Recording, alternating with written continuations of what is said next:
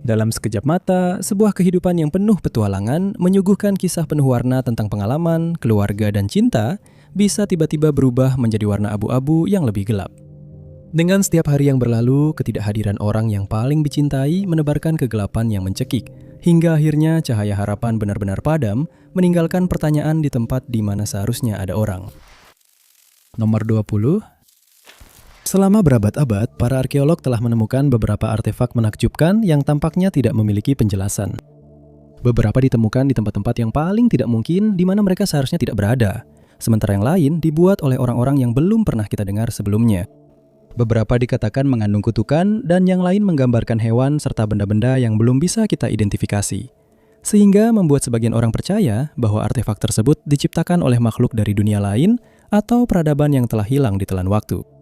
Lalu ada juga artefak-artefak yang dikatakan berhantu atau dirasuki oleh entitas jahat. Laporan-laporan seperti ini biasanya dianggap dengan skeptis, namun banyak pengunjung di bagian Mesir Museum Manchester tetap bersikeras bahwa salah satu artefak yang dipamerkan di sana memiliki kehendak sendiri. Benda yang dimaksud adalah sebuah patung pemakaman dari Kerajaan Tengah yang dipajang di dalam kotak kaca di museum tersebut. Awalnya, benda itu dianggap hanya sebagai salah satu dari ratusan artefak Mesir kuno yang telah ditemukan selama bertahun-tahun. Namun suatu hari, semua itu berubah. Pada bulan Februari 2013, kurator museum Campbell Price sedang memimpin rombongan tur di bagian Mesir ketika ia melihat sesuatu yang aneh dan seharusnya tidak mungkin terjadi.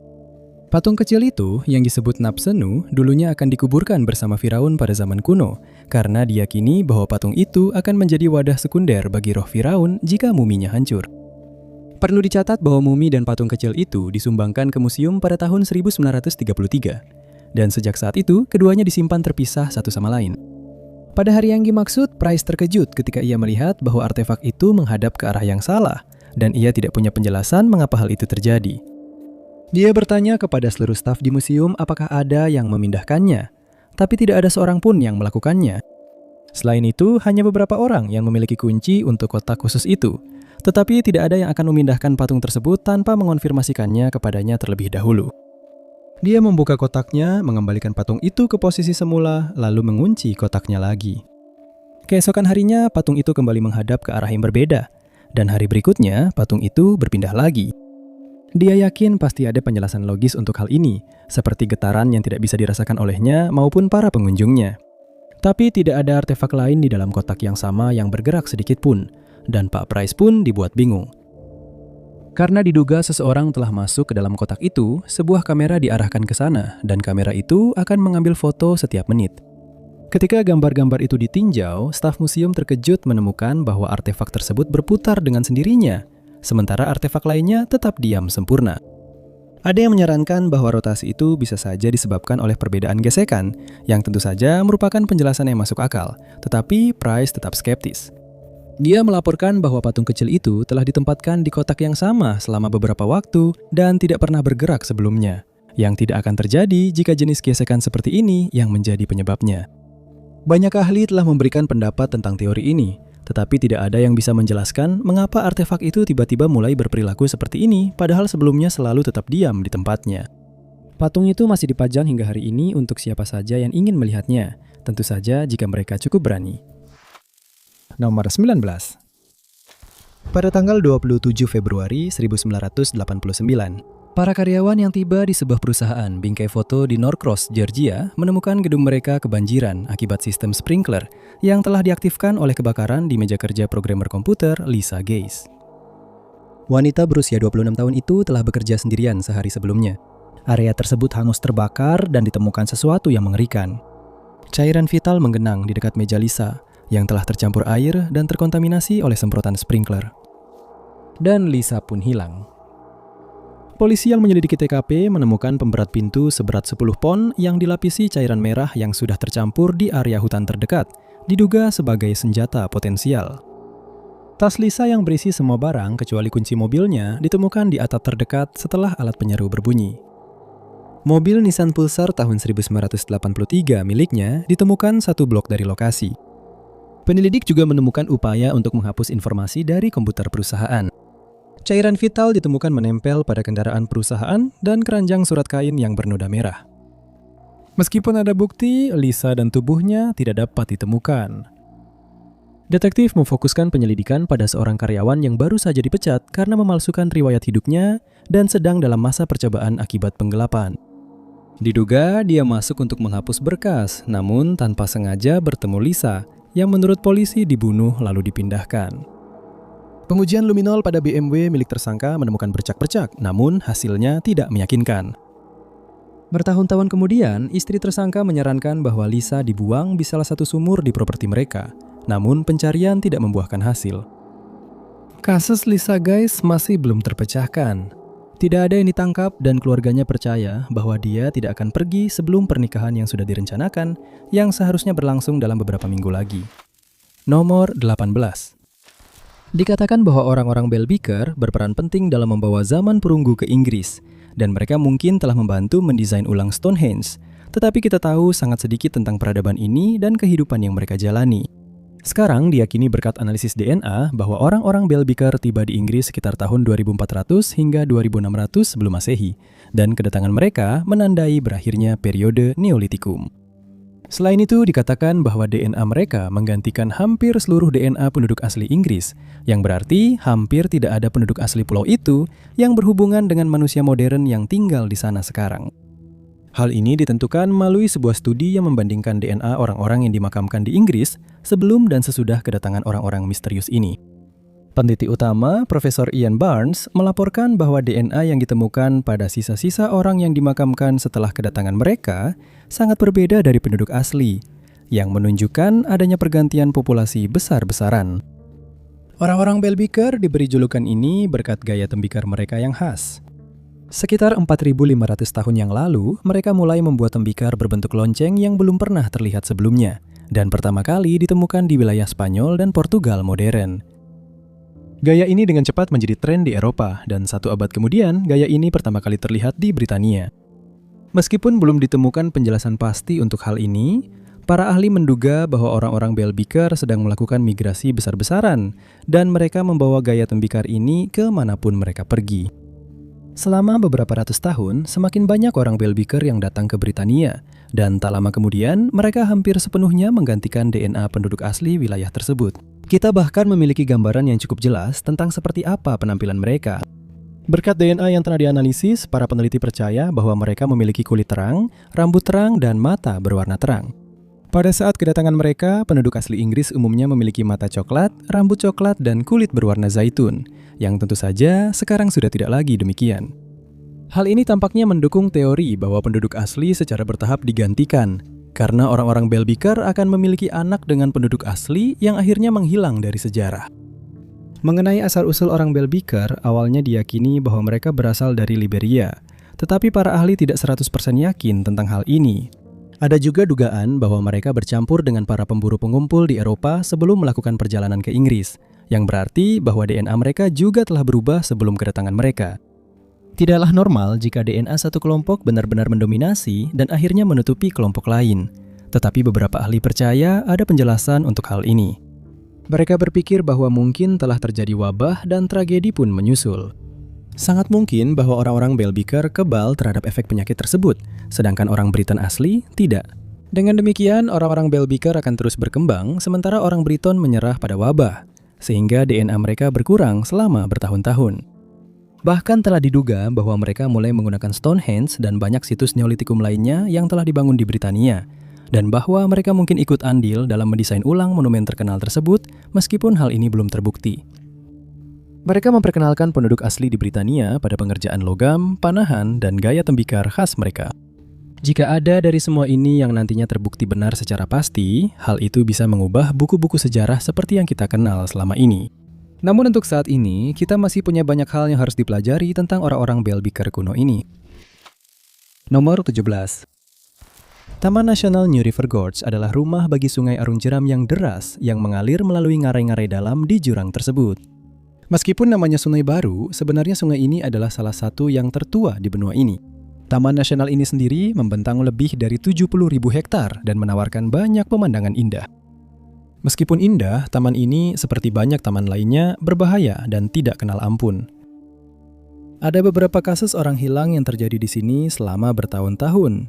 Dan di tempat inilah Jasmine Michelle Cruz terakhir kali terlihat berlari sebelum menghilang tanpa jejak. Jasmine yang berusia 30 tahun sedang mengunjungi ibunya pada tanggal 1 April 2016. Rumah tersebut terletak di kawasan nomor 1100 di Boonesboro Road di Deepwater, West Virginia, hanya 25 mil dari Taman Nasional New River Gorge. Hari itu, kunjungan ramah antara ibu dan anak itu dengan cepat berubah menjadi buruk, dan pertengkaran pun terjadi di dalam rumah. Tidak pernah dijelaskan secara pasti apa yang menjadi penyebab perselisihan itu, tetapi hal itu cukup untuk membuat wanita tersebut berlari ke hutan menuju arah cagar alam. Itulah terakhir kalinya siapapun melihat atau mendengar kabar dari Jasmine. Setelah wanita tersebut dilaporkan hilang ke polisi, mereka segera melakukan penyelidikan, namun segera menyimpulkan bahwa tidak ada hal yang luar biasa dalam kasus ini. Jasmine adalah seorang dewasa dan dia diizinkan pergi sesuka hatinya. Karena pemikiran ini, pihak berwenang memutuskan untuk tidak mencatat kasusnya sebagai orang hilang atau dalam bahaya. Namun pada bulan Mei, karena masih belum ada tanda-tanda keberadaannya, polisi memutuskan bahwa penyelidikan lebih lanjut diperlukan. Saat itulah mereka mulai menyelidiki peristiwa tersebut, mempertimbangkan kemungkinan adanya tindakan kriminal yang terlibat. Pada tanggal 18 Mei, para deputi dari Fayette County menghabiskan hari dengan mencari Jasmine di tepi sungai dan di sekitar rumah-rumah di daerah tempat dia terakhir kali terlihat. Para deputi dibantu oleh unit K9 dari kelompok pencarian dan penyelamatan West Virginia. Meskipun pencarian dilakukan secara menyeluruh, tidak ada petunjuk yang muncul untuk menunjukkan keberadaan atau nasib wanita yang hilang tersebut. Telah dicatat bahwa Jasmine tidak memiliki kondisi mental atau fisik yang dapat membuatnya menjadi ancaman bagi dirinya sendiri atau orang lain. Mengingat kedekatannya dengan Taman Nasional New River Gorge, pihak berwenang percaya bahwa dia mungkin tersesat di dalam kawasan tersebut. Namun pencarian di wilayah tersebut belum dilakukan dan kasus ini tetap tak kunjung terpecahkan, sungguh membuat frustrasi. Nomor 16. Pada tahun 1400 dan 1500-an, keluarga bangsawan Corte Real yang berasal dari Spanyol dikenal memiliki kecintaan untuk menjelajahi lautan dunia. Dua putra keluarga tersebut, Gaspar dan Miguel, mewarisi kecintaan ini dari ayah mereka, Joao Vaz Corte Real. Gaspar dikatakan sebagai petualang sejati di antara keduanya, karena ia tumbuh besar dengan mendengar cerita tentang negeri-negeri yang jauh, dan ia dengan cepat belajar membaca peta. Keinginannya untuk berpetualang semakin besar karena penemuan-penemuan yang telah dilakukan oleh penjelajah lain pada tahun 1500, yang mencakup jalur perdagangan baru, benua baru, wilayah baru, dan ras-ras yang belum pernah mereka lihat sebelumnya. Sebagai orang dewasa, Gaspar dipilih oleh Raja Manuel yang pertama dari Portugal untuk bergabung dengan penjelajah lain dalam menemukan wilayah-wilayah baru. Dan pada pelayaran perdananya, dia mungkin telah mencapai Greenland, meskipun teori itu masih menjadi perdebatan. Dia mengklaim bahwa sebelum dia dan anak buahnya bisa menginjakan kaki di daratan, cuaca buruk memaksa mereka untuk kembali. Tetapi dia benar-benar berniat untuk kembali dengan lebih banyak orang. Setelah dia mengumpulkan sekelompok besar penjelajah pada tahun 1501, dia berlayar lagi, kali ini dengan 3 kapal. Ketika mereka sampai di daerah itu, mereka menghadapi kesulitan karena kondisi yang penuh es. Kapal-kapal itu tidak dirancang untuk menembus es, jadi Gaspar memutuskan untuk mengubah arah, dan diyakini bahwa rombongan itu mendarat di Newfoundland atau mungkin Labrador. Ekspedisi itu telah berhasil, dan Gaspar membawa sekitar 60 orang yang tinggal di daerah ini kembali bersamanya ke Portugal. Namun sesuatu yang tidak kami ketahui terjadi di perjalanan, karena 2 kapal lainnya tiba dengan selamat, tetapi kapal Gaspar tidak ditemukan dimanapun. Miguel tidak bisa menerima bahwa saudaranya begitu saja menghilang, dan karena dia juga menyukai petualangan, serta telah dijanjikan sebagian dari tanah yang ditemukan, dia memutuskan untuk memulai pencarian Gaspar. Pada tahun 1502, dia mengumpulkan sekelompok pelaut baru dan dengan 3 kapal berlayar dari Lisbon. Dia kembali menuju ke daerah di mana saudaranya terakhir kali terlihat, yang berarti dia dan anak buahnya harus melintasi perairan es yang sama seperti yang ditemui Gaspar dan kru-krunya. Hal ini ternyata tidak menjadi masalah besar karena mereka sampai di daerah tersebut tanpa banyak kesulitan. Namun kemudian Miguel membuat kesalahan fatal. Dia memutuskan bahwa mereka perlu menjelajahi wilayah lebih luas dengan lebih cepat dan memerintahkan ketiga kapal untuk berpisah. Mereka sepakat untuk bertemu di suatu tempat pada pertengahan Agustus tahun itu, dan 2 kapal memang tiba, tetapi kapal Miguel hilang sama seperti kapal saudaranya. Ada spekulasi bahwa kapalnya rusak parah akibat es atau tenggelam saat badai. Namun, keluarga Corte Real tidak menyerah. Pada tahun 1503, saudara mereka, Vasco Anes, mengirim 2 kapal ke daerah yang sama untuk mencari saudara-saudaranya, karena dia memang tidak diizinkan untuk ikut dalam ekspedisi itu. Dan beberapa sejarawan berspekulasi bahwa salah satu atau kedua saudara tersebut memutuskan untuk tidak kembali ke Portugal dan mereka hidup lama di salah satu daerah ini. Namun tentu saja hal ini belum pernah terbukti dan para sejarawan hanya bisa berspekulasi tentang apa yang terjadi pada saudara-saudara Corte Real berabad-abad yang lalu. Nomor 15. A.J. Bro, seorang warga Homer, Louisiana, adalah anggota masyarakat yang sangat disukai. Selama 3 dekade terakhir, dia telah bekerja di toko pakaian lokal sebagai seorang pramuniaga. Dia adalah seorang duda cerai dan memiliki 3 putri. A.J. juga pernah mengalami beberapa masalah, terutama dengan alkohol. Setelah mencapai titik jenuh pada tahun 1983, dia memutuskan bahwa sudah cukup.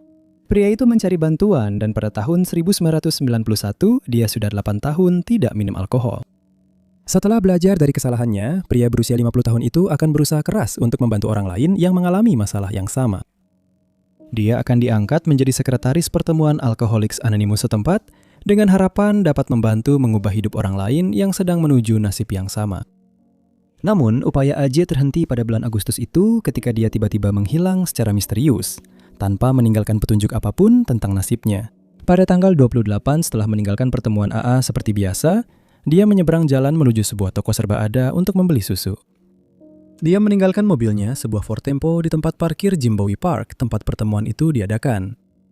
Tidak jelas apakah AJ berhasil masuk ke toko atau melakukan pembelian apapun. Tidak diketahui apakah dia menghilang sebelum masuk ke dalam ruangan atau hilang setelahnya. Pada saat itu, AJ tinggal bersama salah satu putrinya, dan ketika dia tidak kembali malam itu, putrinya melaporkan AJ hilang keesokan harinya. Butuh waktu sehari penuh sebelum para penyelidik menemukan Tempo tersebut yang ditinggalkan di seberang klub Easy Dasit. Kendaraan itu terkunci dan banyak barang pribadi miliknya yang tertinggal di dalam, termasuk dompet, buku cek, dan tas bank yang berisi $165. Yang hilang dari tempat kejadian adalah kunci mobil dan sekarton susu. Tangki bensinnya juga kosong, padahal dia baru saja mengisi bahan bakar beberapa jam sebelumnya. Berita tentang warga teladan Homa yang hilang mulai menyebar ke seluruh komunitas, dan hampir seketika laporan penampakan sporadis mulai berdatangan. Pada tanggal 30 Agustus di hari yang sama saat kendaraan itu ditemukan, teman lama Kenneth Pellegrin mengatakan bahwa dia sempat berpapasan dengan AJ. Dia mengklaim bahwa pria yang hilang itu sedang menggunakan telepon umum di luar sebuah toko. Kenneth menggambarkan dia sebagai seseorang yang acak-acakan dan tidak seperti dirinya yang biasanya ramah. Dia juga memperhatikan bahwa AJ sedang diawasi oleh 3 pria di dalam mobil kecil berwarna merah. Temannya juga merasa pakaian yang dikenakannya aneh dan tidak seperti biasanya. Dia mengenakan kemeja flanel, celana longgar, dan sepatu tenis tua yang tampaknya bukan miliknya. AJ mengenakan kemeja putih dan dasi pada malam saat dia pertama kali menghilang. Setelah masuk ke toko dan keluar lagi, Kenneth mendapati baik temannya maupun mobil merah itu sudah tidak ada. Kemudian pada hari itu, seorang kenalan lain dilaporkan melihat AJ dan mobil merah yang mencurigakan itu. Mobil itu sedang melaju di jalan pedesaan 8 mil di luar Homa. Kesaksian mata berikutnya akan memberikan informasi yang lebih menyeramkan. Konon, dia melihat 3 pria memaksa seorang pria yang tidak dikenal masuk ke dalam mobil putih di Taman Jimbowie, tepat di lokasi di mana mobil itu ditemukan.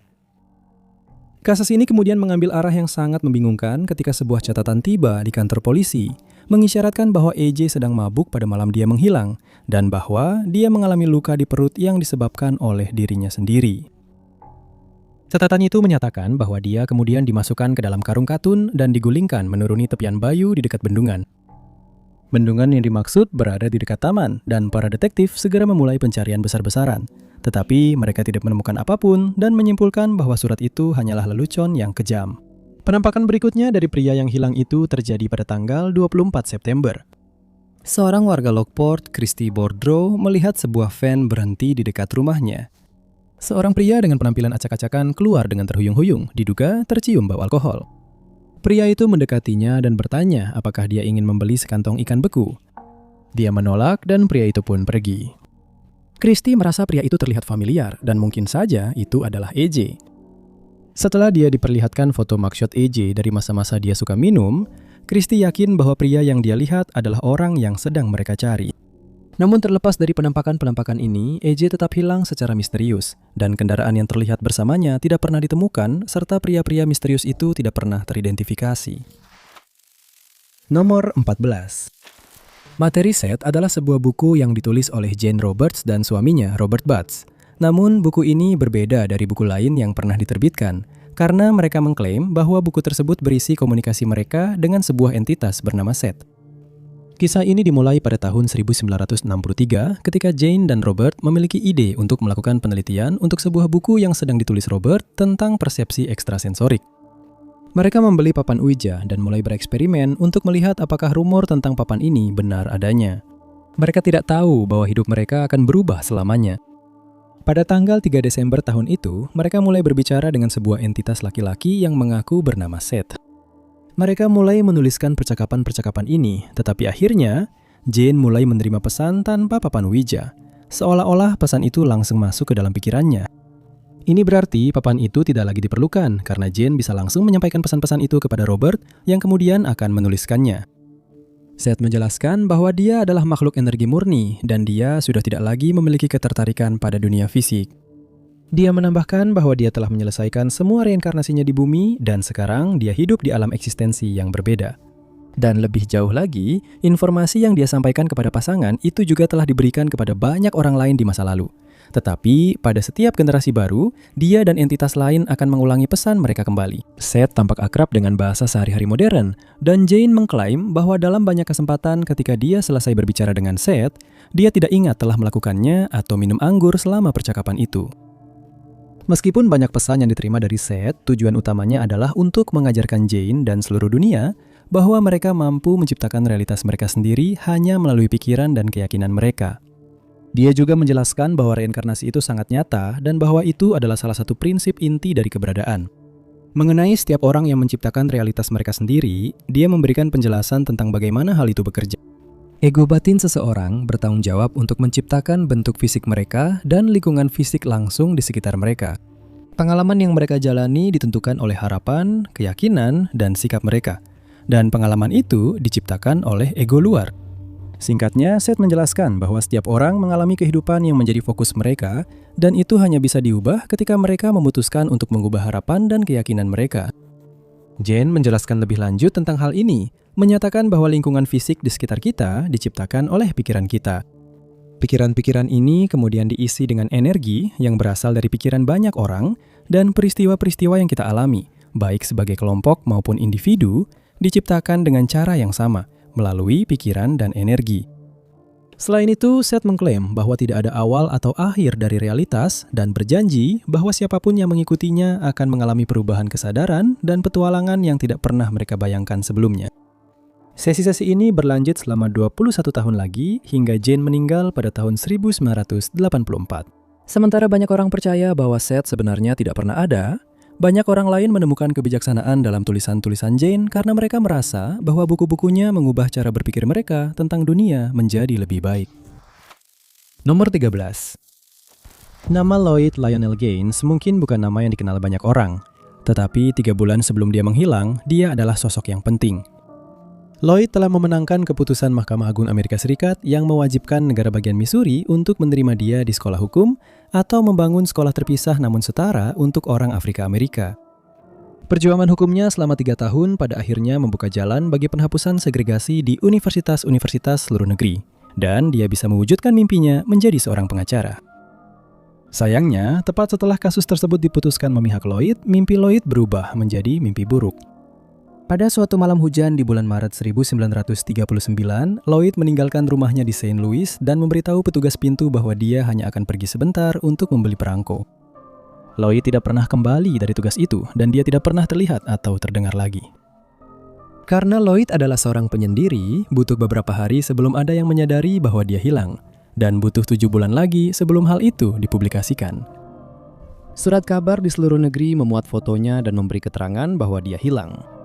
Upaya ini tidak membuahkan petunjuk yang jelas, dan selama beberapa bulan berikutnya, rumor mulai beredar tentang hilangnya Lloyd secara tiba-tiba. Beberapa orang berspekulasi bahwa dia menjadi korban para pendukung segregasi yang mengambil nyawanya, sementara yang lain menyarankan bahwa dia melarikan diri dari daerah itu dan tinggal di tempat lain. Beberapa laporan penampakan sporadis menyebutkan Lloyd berada di New York sebagai seorang guru dan di Mexico City setelah dia disuap untuk menghentikan gugatan yang sedang dia jalankan. Tidak ada satupun dari klaim-klaim ini yang pernah dikonfirmasi. Mengingat era saat Lloyd menghilang, polisi tidak akan pernah menyelidikinya. Namun juga tidak jelas apakah keluarganya pernah pergi ke polisi untuk membuat laporan orang hilang. Sebagian besar kerabatnya masih tinggal di daerah itu, menunggu terobosan yang mungkin tidak pernah datang. Pada tahun 1951, seorang wartawan bernama Edward T. Clayton menerbitkan sebuah artikel mengenai kasus tersebut. Laporannya tetap menjadi penyelidikan paling mendalam tentang hilangnya Lloyd, namun tetap saja tidak bisa memastikan secara pasti apa yang terjadi pada para aktivis yang hilang itu. Pada saat ini, semua bukti telah dihapuskan dan kasus ini akan tetap menjadi misteri orang hilang yang belum terpecahkan. Nomor 12. Jika Anda bertanya kepada orang acak di jalan, siapa yang mereka percaya menemukan Amerika, 99% orang akan menjawab dengan nama Christophorus Columbus. Inilah yang diajarkan kepada kita di sekolah dan oleh buku-buku sejarah. Tetapi menurut beberapa sumber, sebenarnya seorang pria asal Wales yang pertama kali sampai ke benua itu.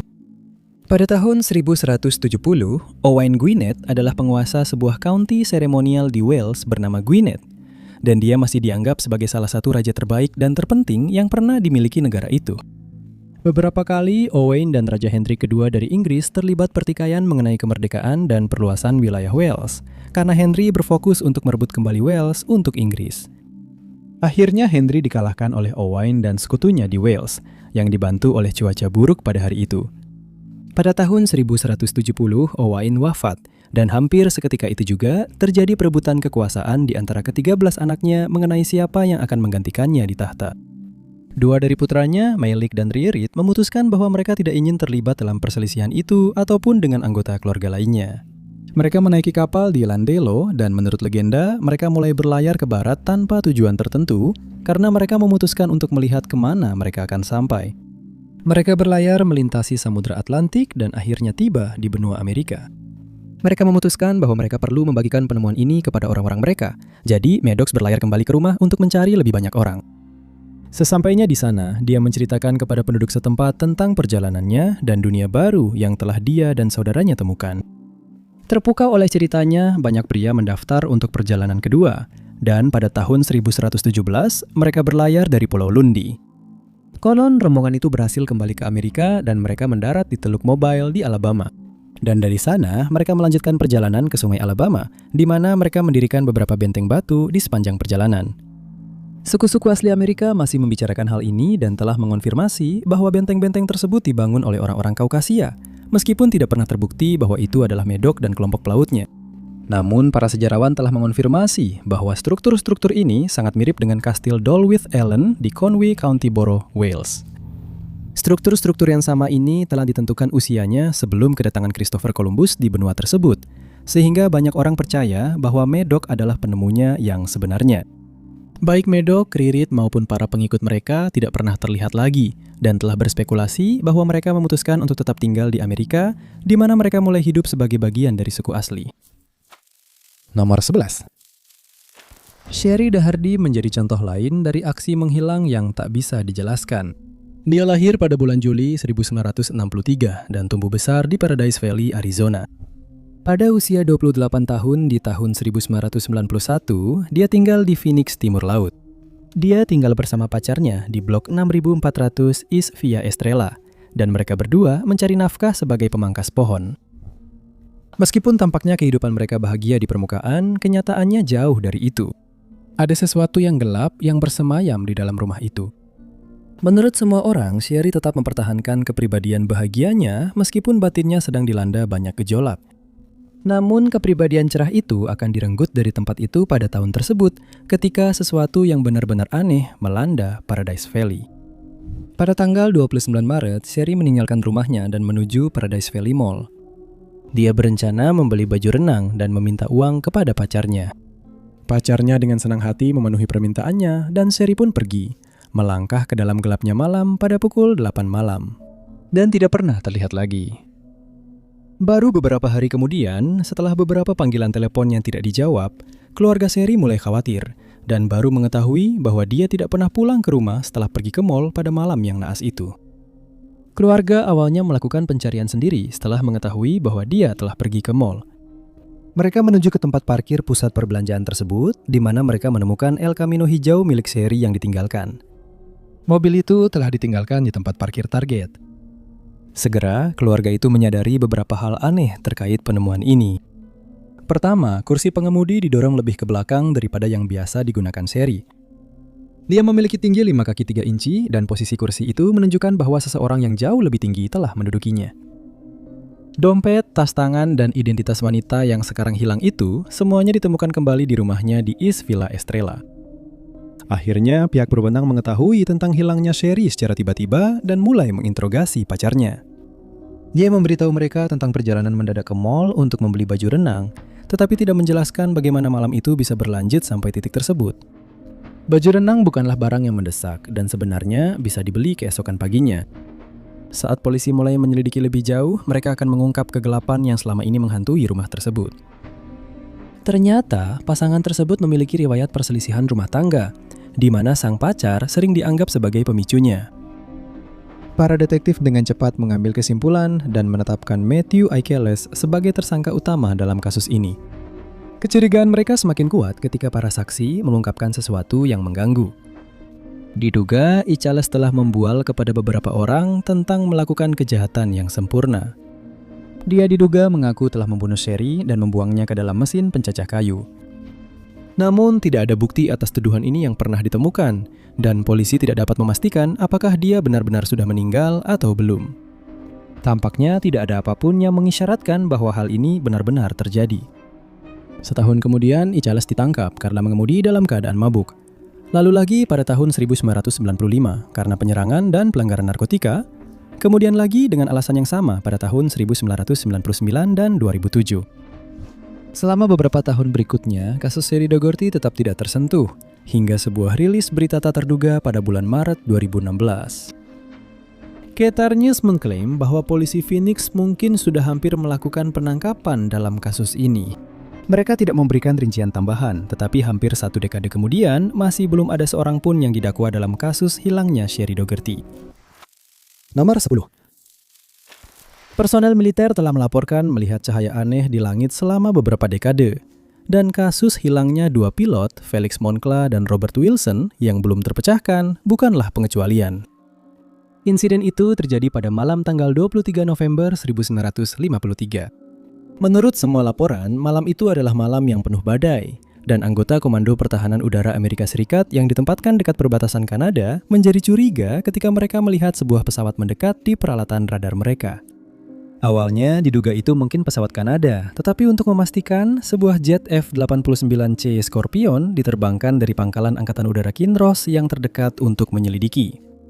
Di dalam pesawat terdapat Letnan 1 Felix Moncla yang menerbangkan pesawat dan Letnan 2 Robert Wilson yang bertugas melacak pesawat tersebut melalui radar.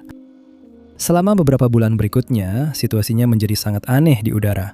Dan menurut para ahli UFO, ini menjadi salah satu penampakan UFO militer paling aneh yang pernah tercatat. Awalnya diperkirakan pesawat itu akan cukup mudah ditemukan, namun kenyataannya tidak demikian. Begitu jet itu lepas landas, Wilson kesulitan melacak pesawat tersebut melalui radar karena terus-menerus mengubah arah. Hal ini diteruskan ke kru darat yang kemudian mulai mengarahkan Moncla. Dia mempercepat hingga 500 mil per jam dan akhirnya mulai mendekati pesawat tak dikenal itu. Tetapi pada saat itu, setengah jam sudah berlalu. Kru darat terkejut dengan kemampuan manuver pesawat lain itu, dan mereka menyaksikan dengan cemas saat jet mulai mendekati sasarannya. Mereka menginstruksikan Moncla untuk turun dari ketinggian 25.000 kaki ke 7.000 kaki. Dan sekitar 70 mil dari pantai Keweenaw Point, mereka akhirnya berhasil menyusul objek tak dikenal itu. Anggota militer yang mengoperasikan radar menyatakan bahwa 2 titik di layar mereka mulai saling mendekat, tetapi kemudian sesuatu yang tak terbayangkan terjadi. Sinyal Moncla dan Wilson di layar radar tiba-tiba menghilang, menyebabkan kekhawatiran besar bagi semua orang yang terlibat. Hanya beberapa detik kemudian, pesawat kedua tiba-tiba berubah arah sebelum titiknya juga menghilang tanpa penjelasan. Pesawat lain segera dikirim ke area tersebut untuk melihat apa yang terjadi, tetapi tidak ada tanda-tanda kedua pria itu ditemukan. Pencarian dilakukan oleh Angkatan Udara AS, penjaga pantai, dan Angkatan Udara Kanada, tetapi tidak membuahkan hasil. Dalam laporannya kepada media, militer menjelaskan bahwa dua sinyal di radar mereka tampak menyatu pada satu titik. Setelah itu, jet mereka tiba-tiba menghilang, seolah-olah lenyap begitu saja. Namun mereka segera mengubah pernyataan itu dan mengklaim bahwa operator radar telah salah menafsirkan apa yang dilihatnya, dan bahwa Moncla serta Wilson berhasil mencegat objek tersebut, yang ternyata adalah pesawat C-047 Angkatan Udara Kanada. Mereka juga mengklaim bahwa pesawat tersebut telah terbang sekitar 30 mil dari jalur yang seharusnya ke wilayah udara terbatas. Ketika ditanya tentang Wilson dan Moncla, mereka berspekulasi bahwa pilot tiba-tiba mengalami vertigo yang menyebabkan pesawat jatuh ke Danau Superior saat kedua pria itu sedang kembali ke pangkalan setelah berhasil menyelesaikan misi mereka. Militer Kanada menyatakan bahwa ini adalah rekayasa karena mereka tidak mengirimkan penerbangan apapun, tidak ada penerbangan malam itu. Dan lebih jauh lagi, istri Moncla awalnya diberitahu bahwa dia jatuh ke danau, lalu kemudian diberitahu bahwa pesawatnya meledak di udara. Setiap penyebutan tentang misi khusus ini dihapus dari catatan militer dan insiden tersebut tidak pernah dijelaskan sepenuhnya. Banyak orang percaya bahwa ini adalah pertemuan dengan pesawat luar angkasa. Tetapi apakah itu benar atau tidak, kemungkinan besar akan tetap tidak diketahui oleh publik karena tidak ada catatan tentang misi ini yang benar-benar ada. Nomor 9. Pada tahun 1990, Doreen Marfeo yang berusia 34 tahun dari Johnston, Rhode Island, berhenti dari pekerjaannya untuk fokus pada pernikahannya dengan Stephen, yang mencurigainya berselingkuh.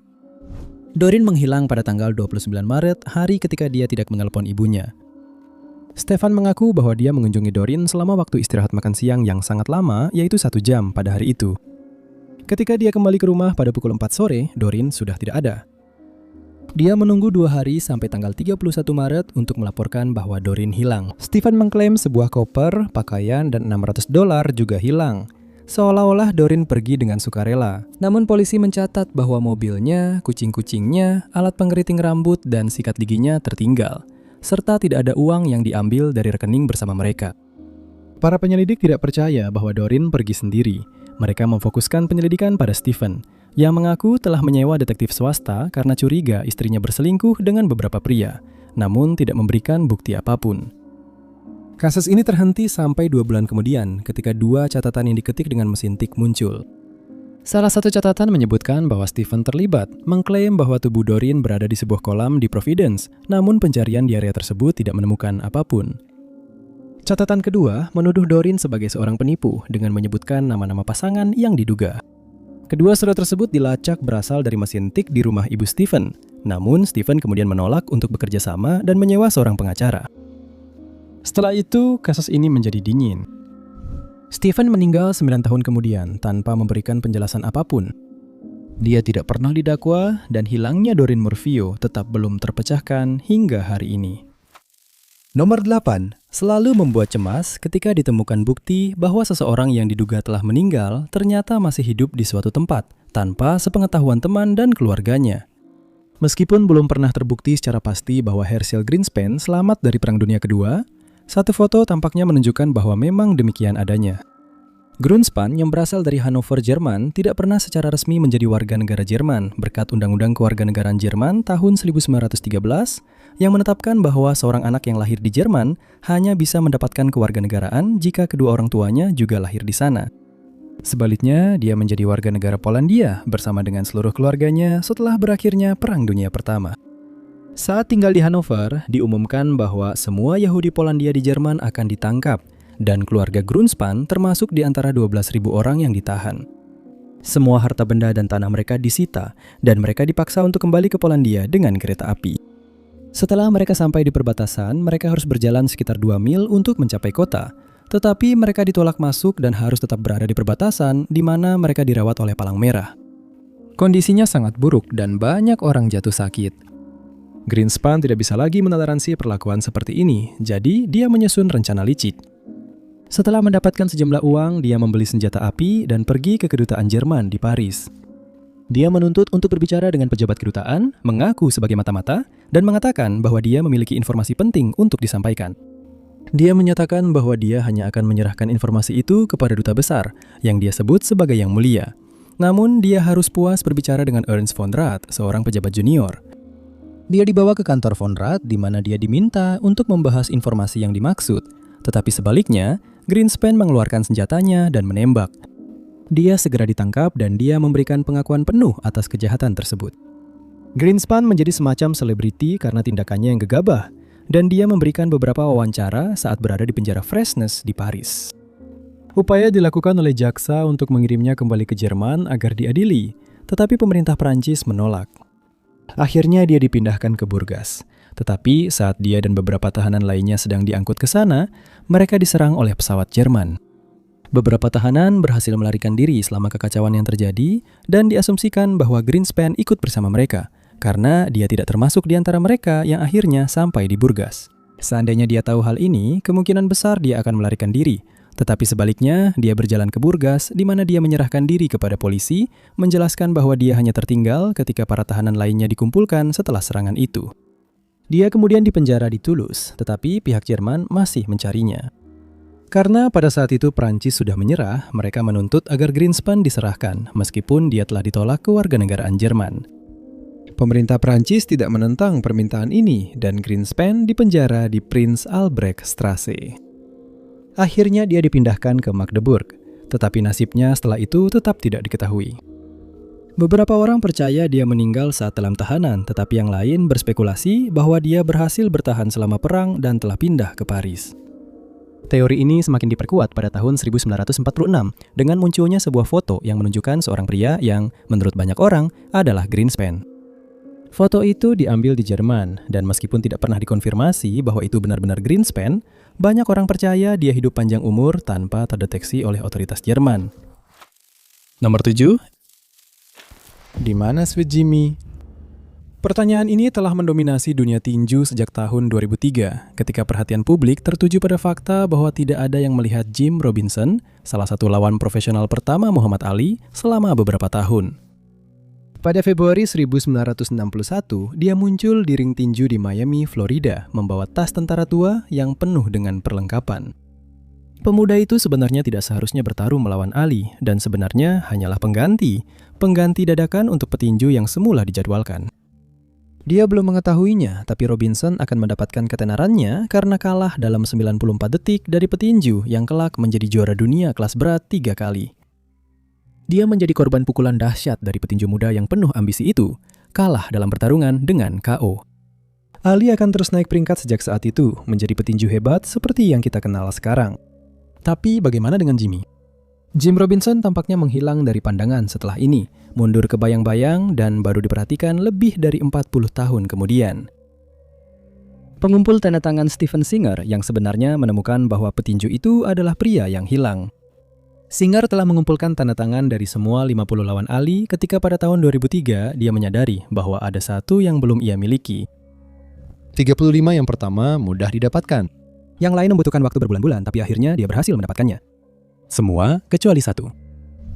Setelah berbicara dengan jurnalis, reporter, sejarawan tinju, dan bahkan meminta bantuan pelatih lama Ali, Angelo Dundee, segera diketahui bahwa tidak ada yang tahu di mana Jim Johnson berada atau kemana dia berakhir.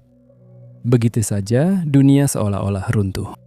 Di mana lawan Muhammad Ali? Seolah-olah Sweet Jimmy bahkan belum pernah ada sampai saat itu ketika disadari bahwa dia hilang. Para penggemar pun turun tangan, menelusuri catatan dan mengajukan pertanyaan-pertanyaan yang tampaknya tidak memiliki jawaban. Selama 6 tahun berikutnya, hobi sederhana Singer mengumpulkan tanda tangan berubah menjadi salah satu perburuan terbesar sepanjang masa untuk seseorang yang bahkan tak disadari siapapun telah menghilang. Namun, 6 tahun itu tidak membuahkan hasil. Singer maupun siapapun yang membantunya tidak membuat kemajuan apapun dalam kasus ini. Dia berbicara dengan kenalan lama yang tidak bisa memberikan apapun selain hipotesis.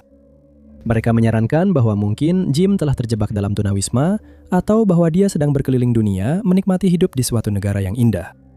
Jika salah satu dari teori ini benar, kabar bahwa orang-orang sedang mencarinya tidak akan pernah sampai ke telinga Jim dan tidak ada anggota keluarga yang akan muncul untuk akhirnya menjawab pertanyaan-pertanyaan yang masih menggantung. Banyak orang mengaku pernah melihat Jim, tetapi tidak ada yang tampaknya ingat kapan terakhir kali. Hingga hari ini, tidak ada yang tahu apa yang terjadi pada lawan Muhammad Ali yang hilang itu. Nomor 6. Kasus membingungkan Sir Charles Kingsford Smith berasal dari tahun 1935, dan karena dia tidak pernah ditemukan, kasusnya tetap menjadi misteri Australia yang belum terpecahkan. Smith cukup terkenal selama hidupnya karena dia dianggap sebagai penerbang ahli yang memiliki pesona yang besar.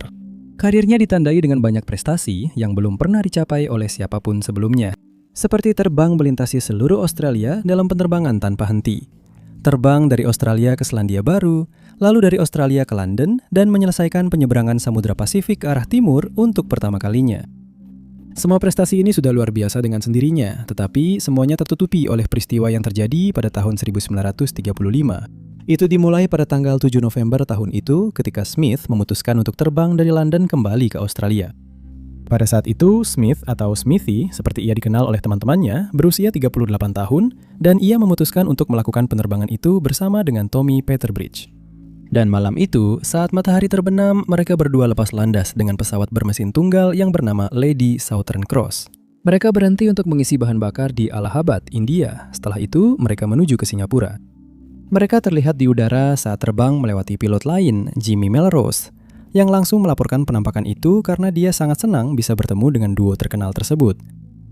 Dipercaya bahwa Melrose adalah orang terakhir yang melihat Smith dan Peterbridge sebelum mereka menghilang. Perlu dicatat bahwa setelah Smith hampir kehilangan nyawanya saat terbang di atas pantai Bondi ketika masih muda, dia mengembangkan aquafobia. Ini berarti bahwa setiap kali dia terbang di atas air, dia rentan mengalami serangan panik. Namun, tetap tidak diketahui apakah ini ada hubungannya dengan hilangnya dia. Tetapi tampaknya tidak mungkin karena dia memiliki co-pilot bersamanya yang bisa mengambil alih kendali pesawat kapan saja. Ketika keduanya gagal tiba di tujuan mereka, banyak teori dikemukakan tentang apa yang mungkin terjadi pada mereka. Kebanyakan orang berasumsi bahwa pesawat mereka jatuh ke pepohonan tinggi di Pulau Ai di Myanmar dan ada alasan yang kuat untuk itu.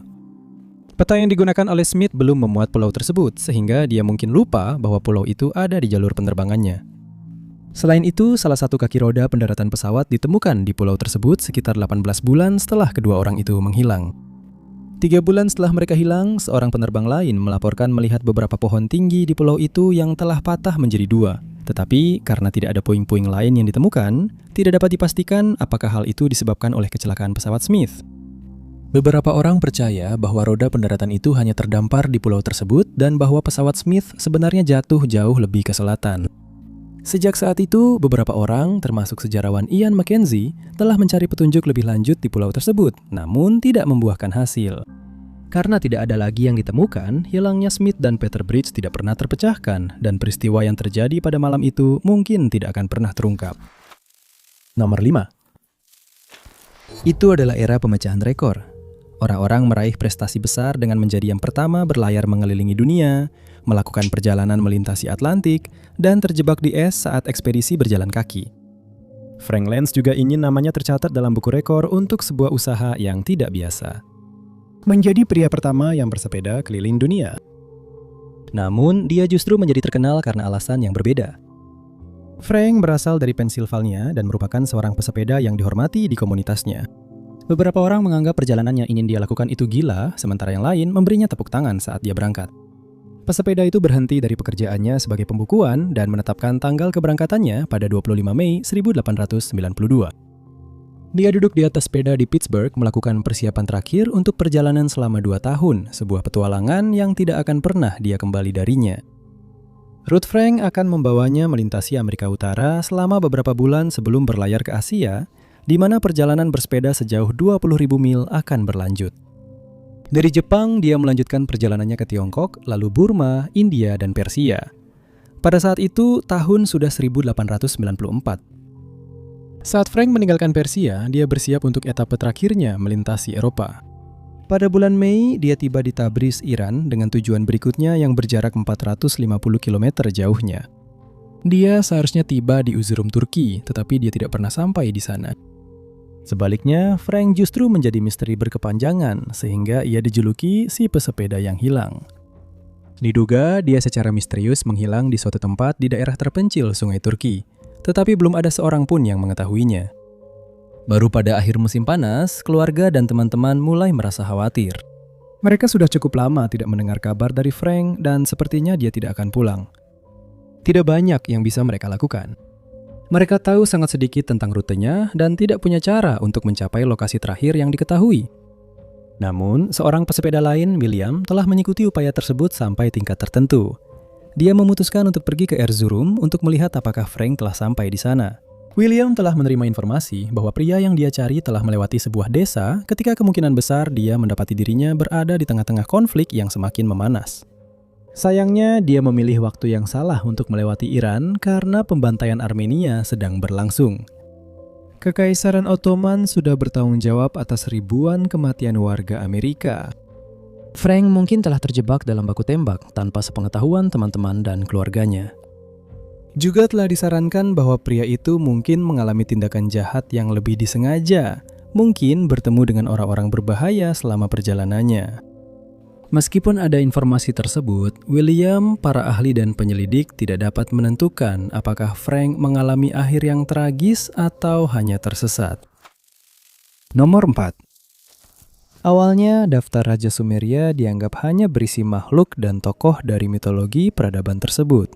Namun, penemuan-penemuan yang telah dilakukan berkat analisis DNA mungkin membuktikan sebaliknya, sehingga menambah misteri pada penemuan aneh ini.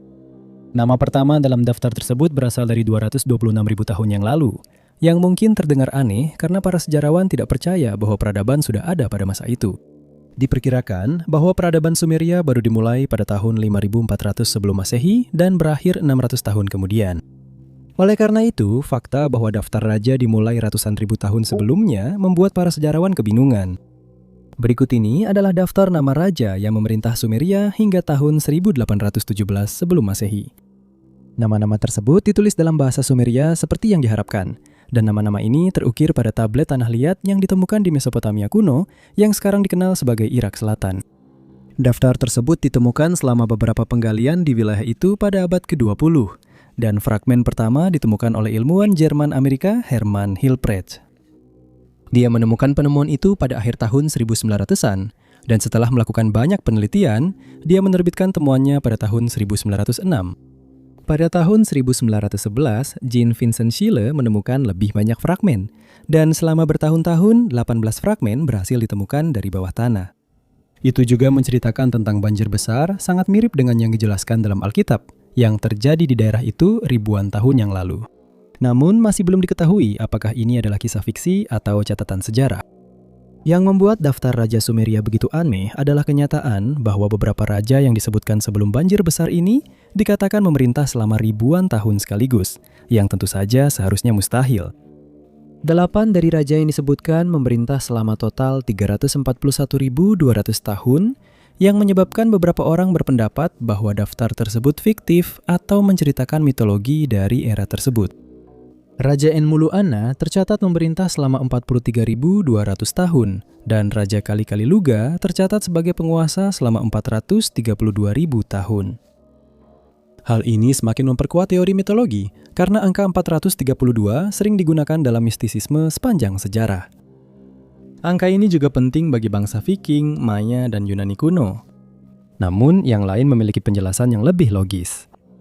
Beberapa sejarawan percaya bahwa angka-angka ini dikodekan dalam sebuah rumus yang menggunakan sistem matematika Sumeria berbasis 60. Ketika ini diterapkan pada daftar tersebut, masa pemerintahan para raja sebelum banjir ini menjadi jauh lebih masuk akal. Namun ketika diterapkan pada raja-raja setelah banjir, sistem ini gagal. Menurut daftar tersebut, setelah air banjir surut, kerajaan Sumeria turun dari langit dan sebuah kota baru bernama Kish didirikan. Beberapa raja yang disebutkan setelah periode ini adalah Nanish-Nungish-Lishma yang memerintah selama 670 tahun dan Zukakip yang menjadi raja selama 900 tahun. Beberapa sejarawan membandingkan masa pemerintahan yang panjang ini dengan para raja dalam Alkitab, yang juga dikatakan hidup selama ratusan tahun. Beberapa orang bahkan menyarankan bahwa daftar ini entah bagaimana terhubung dengan para raja tersebut, tetapi hal itu belum terbukti. Secara total, para raja setelah banjir memerintah selama 24.510 tahun, 3 bulan, dan 3,5 hari. Kemudian, kerajaan berpindah ke Uruk dan beberapa wilayah lain di Irak modern. Seiring berlanjutnya daftar tersebut, masa pemerintahan setiap raja menjadi lebih singkat, kecuali beberapa lagi yang tercatat memerintah selama berabad-abad. Untuk waktu yang lama, diyakini bahwa bangsa Sumeria menciptakan peradaban manusia pertama di dunia. Namun berkat tes DNA yang dilakukan pada sampel yang dikirimkan oleh seorang pria bernama Albert Terry, ia diberitahu bahwa DNA-nya dapat ditelusuri kembali ke seorang leluhur yang hidup sekitar 338.000 tahun yang lalu, yang dianggap mustahil dan masih dianggap mustahil oleh banyak orang. Oleh karena itu, banyak orang tetap bersikeras bahwa para raja dalam daftar ini benar-benar mungkin hidup selama ribuan tahun. Namun untuk saat ini, hal ini masih disikapi dengan skeptis sampai informasi lebih lanjut dapat ditemukan. Nomor 3. Tidak semua orang seberuntung Myrtle yang menemukan cinta sejati di komunitasnya. Susan Hope jelas tidak seberuntung itu. Pada tahun 1970-an, ibu dari 3 anak ini memulai proses perceraian yang sulit dan melelahkan dengan suaminya, Raymond. Dia menemukan rahasia kelam suaminya yang melibatkan pengasuh anak mereka. Menambah kesialannya, Susan, yang lebih suka dipanggil Sue, terlibat dalam kecelakaan mobil yang hampir merenggut nyawanya setelah dia keluar dari jalan. Untuk memperburuk keadaan, rumah Sue juga secara misterius terbakar. Pada tahun 1979, Sue sudah sangat terbebani oleh semua kemalangan yang diberikan hidup kepadanya. Tetapi kesialannya tidak berhenti di situ.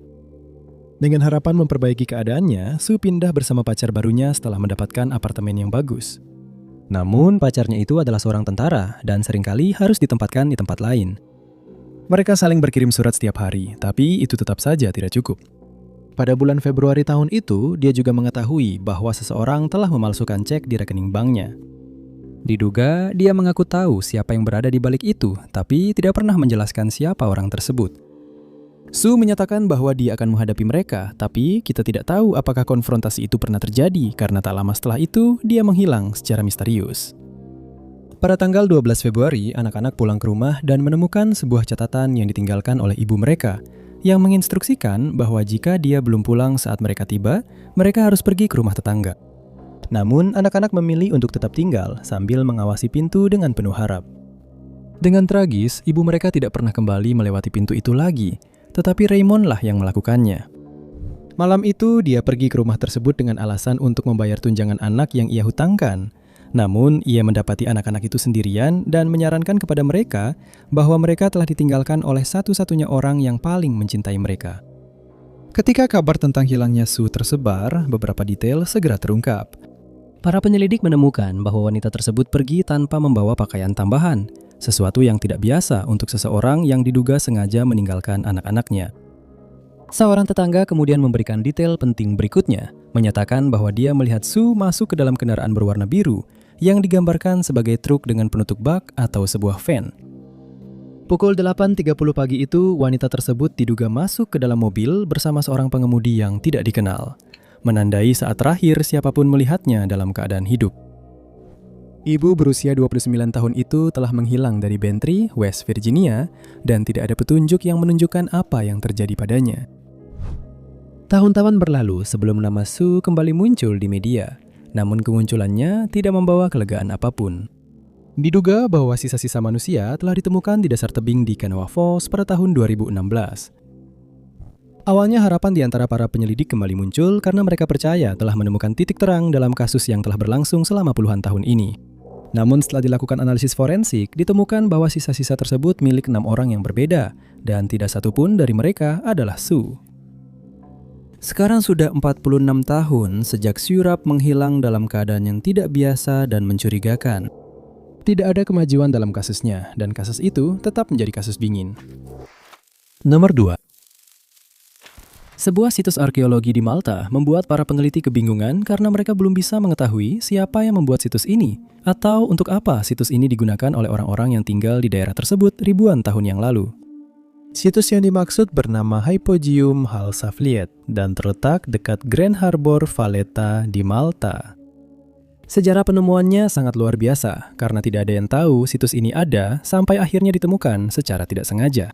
Pada tahun 1902, seorang tukang batu ditugaskan untuk membangun rumah-rumah di daerah tersebut, dan ia sedang dalam proses meletakkan fondasi bangunan-bangunan itu. Saat ia sedang menggali tanah, ia tanpa sengaja menghancurkan atap hipogeum rumah atau lion. Namun, ia sama sekali tidak tahu bahwa ia baru saja membuat penemuan sejarah yang penting. Ketika lokasi tersebut disurvei, ditemukan bahwa sebagian besar bagian atas bangunan telah hancur akibat pekerjaan konstruksi yang sudah dimulai. Namun tidak semuanya hilang karena segera diketahui bahwa bagian bawahnya masih utuh. Penggalian segera dimulai dan pada tahun 1903, lokasi tersebut menjadi milik salah satu anggota masyarakat. Dan selama 8 tahun berikutnya, para arkeolog menggali sebanyak mungkin bagian dari kompleks tersebut dan ditemukan bahwa bangunan itu dibangun dengan 3 tingkat yang berbeda. Para sejarawan tidak tahu bagaimana harus menafsirkan struktur kompleks tersebut karena tampaknya itu adalah sejenis labirin yang mengarah ke berbagai ruangan. Mereka juga menemukan koridor dan sudut-sudut kecil di dalam kompleks itu, tetapi mereka tidak yakin untuk apa ruangan-ruangan tersebut digunakan. Seluruh labirin itu telah dipahat dengan sangat teliti dari batu kapur, dan beberapa hasil pekerjaan yang ditemukan ternyata memiliki kualitas yang sangat baik. Beberapa pekerjaan batu tersebut sangat rapi dan presisi, dan kita tidak tahu bagaimana hal ini bisa dilakukan dengan alat-alat primitif ribuan tahun yang lalu.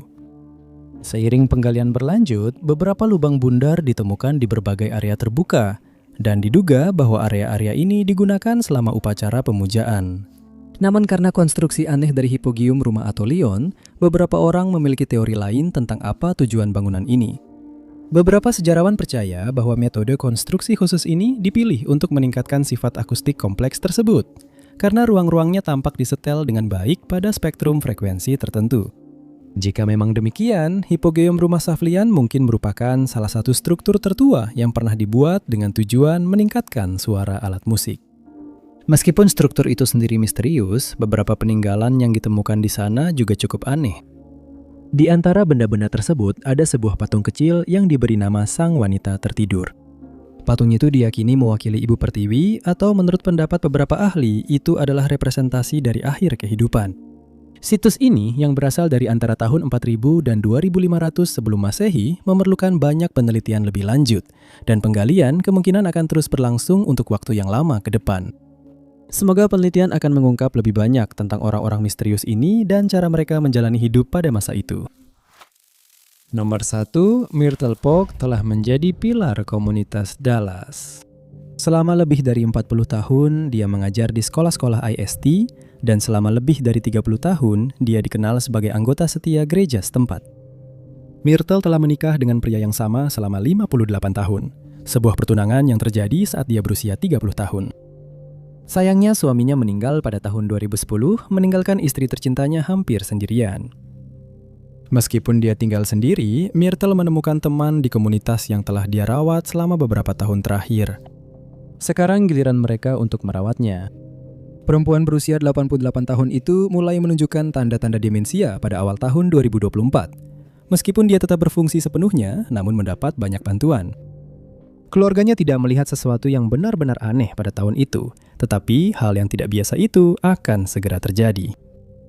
Pada tanggal 8 Juni tahun itu, Myrtle duduk di teras rumahnya yang menghadap ke halaman depan di blok 1100 Indian Creek Trail, Dallas, Texas. Hari itu dia baru saja menyelesaikan beberapa pekerjaan di kebun dan tampak sedang mengagumi tampilan barunya. Sementara putrinya mengagumi kebahagiaannya dari kejauhan, sebuah kebahagiaan yang sebentar lagi akan diliputi kegelapan. Sekitar pukul 9 malam, wanita itu sempat mengobrol dengan temannya melalui telepon. Dia memberitahu temannya bahwa dia sedang sibuk menyiapkan pakaian untuk pergi ke gereja besok, tempat yang tidak akan pernah dia datangi. Kekaguman dari kejauhan itu dan panggilan telepon ramah tersebut menjadi kali terakhir siapapun melihat atau mendengar kabar dari Myrtle. Dia menghilang entah kapan antara pukul 9 malam itu dan pagi berikutnya. Duduk di bangku gereja di Gereja Baptis Singing Hills yang meriah adalah putranya, yang langsung merasa khawatir karena ibunya tidak hadir. Setelah diselidiki lebih lanjut, dia menemukan bahwa ibunya juga tidak ada di rumah dan segera melaporkan bahwa ibunya hilang.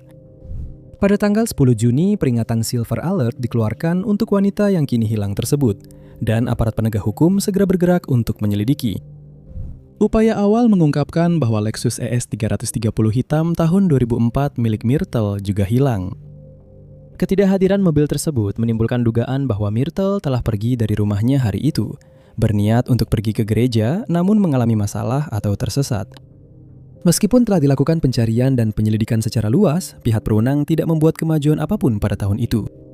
Tidak ada petunjuk, tidak ada yang melihat, dan tidak ada informasi yang masuk. Myrtle telah hilang.